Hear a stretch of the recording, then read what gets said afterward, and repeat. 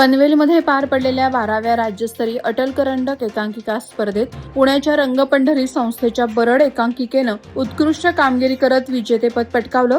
विजेत्यांना 1 लाख रुपयांनी अटल करंडक देऊन सन्मानित करण्यात आलं.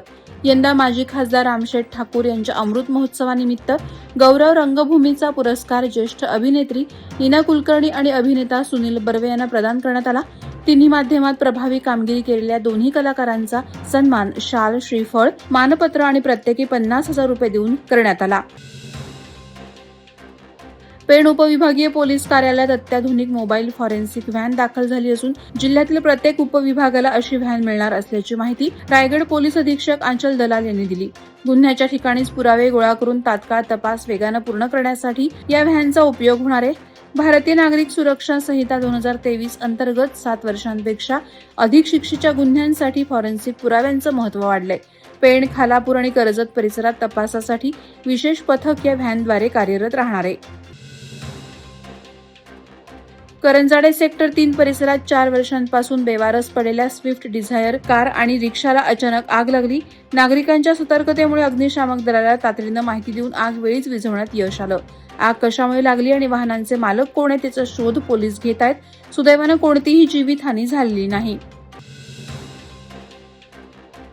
मुंबई गोवा महामार्गाचं काम तब्बल 17 वर्ष रखडल्यामुळे संतप्त नागरिकांनी लोणेरे कोलाड दरम्यान सरकारची तिरडी मोर्चा काढून तीव्र निषेध नोंदवला. कोकण जन आंदोलन समितीचे रुपेश दर्गे यांच्या नेतृत्वात या मोर्चाचं आयोजन करण्यात आलं होतं. महामार्गाचं काम लवकर पूर्ण करावं, जबाबदार अधिकाऱ्यांवर कारवाई करावी आणि कोकणवासियांना दिलासा द्यावा अशी मागणी नागरिकांनी केली. मोर्चात विविध गावातील नागरिकांनी मोठ्या संख्येनं सहभाग घेतला. अलिबाग नगर परिषदेने शहरात प्लास्टिक बंदी अंतर्गत मोहीम राबवत नियमभंग करणाऱ्या व्यावसायिकांवर कारवाई केली.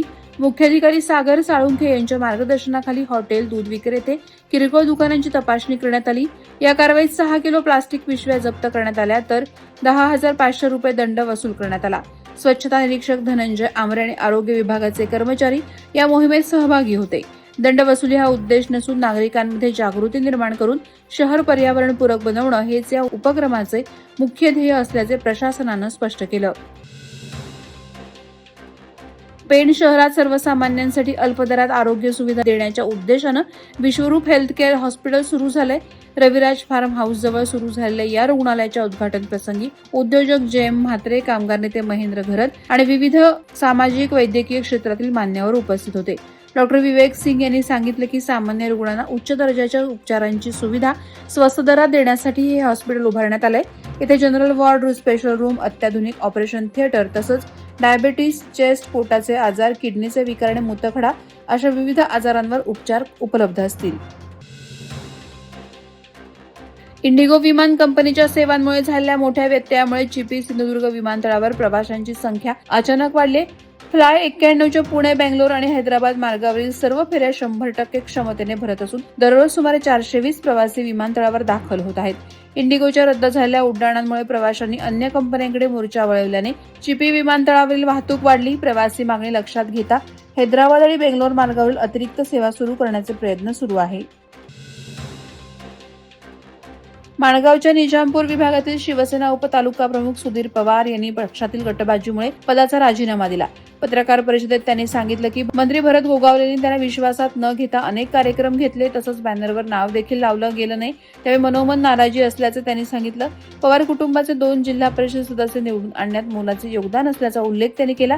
पुढील राजकीय भूमिका जिल्हा परिषद निवडणुका जाहीर झाल्यानंतर स्पष्ट करणार असल्याचं त्यांनी सांगितलं. या प्रसंगी राष्ट्रवादी काँग्रेस नेते अॅडव्होकेट राजीव साबळे आणि अन्य पदाधिकारी उपस्थित होते.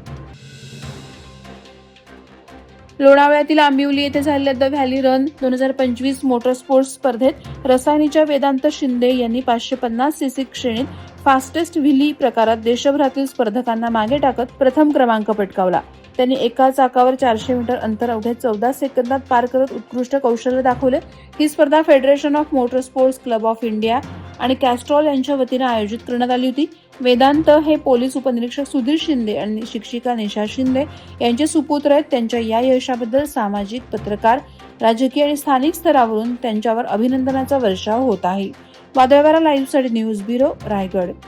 नवी मुंबई व रायगड जिल्ह्यातील ताज्या बातम्या आणि घडामोडींसाठी सबस्क्राईब करा वादळवारा लाईव्ह चॅनल आणि दाबा बेल आयकॉन.